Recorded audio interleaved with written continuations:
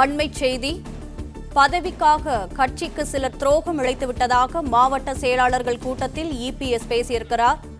இது தொடர்பாக கூடுதல் விவரங்களுடன் இணைகிறார் எமது செய்தியாளர் பிரகாஷ். பிரகாஷ், வணக்கம். இபிஎஸ் தலைமையில் நடைபெற்ற மாவட்ட செயலாளர்கள் கூட்டத்தில் இபிஎஸ் தரப்பில் என்ன பேசப்பட்டது? விவரங்களை பதிவு செய்யலாம்.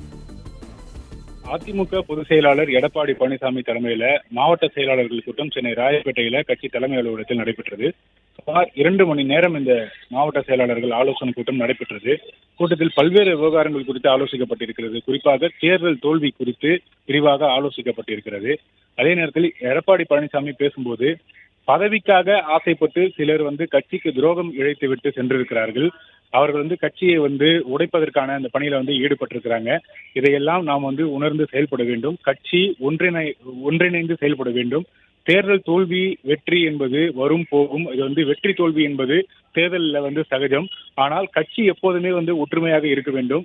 இந்த நேரத்தில் நாம் அனைவரும் ஒன்றிணைந்து செயல்பட வேண்டியது அவசியம். எனவே புதிதாக நியமிக்கப்பட்டிருக்கக்கூடிய மாவட்ட செயலாளர்கள் அனைவரும் கட்சியை வளர்க்கக்கூடிய வகையில ஒன்றிணைந்து செயல்பட வேண்டும் என்று எடப்பாடி பழனிசாமி வலியுறுத்தியிருக்கிறார். ஒவ்வொரு மாவட்ட வாரியாக விரைவில் ஆலோசனை கூட்டம் நடத்த இருப்பதாகவும் எடப்பாடி பழனிசாமி பேசியதாக தெரிகிறது.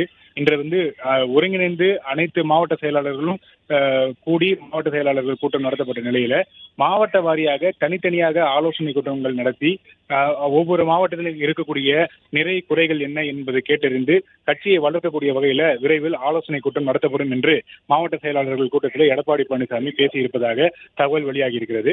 மாவட்ட செயலாளர்கள் ஒவ்வொரு மாவட்டம் வாரியாக அவர்கள் அவங்களுடைய மாவட்டத்தில் நடத்தப்பட்ட ஆலோசனை கூட்டங்கள், குறிப்பாக கடந்த ஒரு வார காலத்துல இந்த கட்சி பிளவுபட்டதற்கு பிறகு நடத்தப்பட்ட ஆலோசனை கூட்டங்கள், அங்க கூட்டத்தில் நிறைவேற்றப்பட்ட தீர்மானங்கள் மற்றும் பொதுக்குழு உறுப்பினர்களுடைய ஆதரவு கடிதங்களை மாவட்ட செயலாளர்கள் எடப்பாடி பழனிசாமியிடம் வழங்கியிருப்பதாகவும் தகவல் வெளியாகி இருக்கிறது.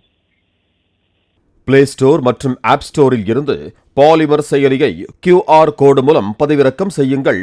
செய்திகளை உடனுக்குடன் பெறுங்கள்.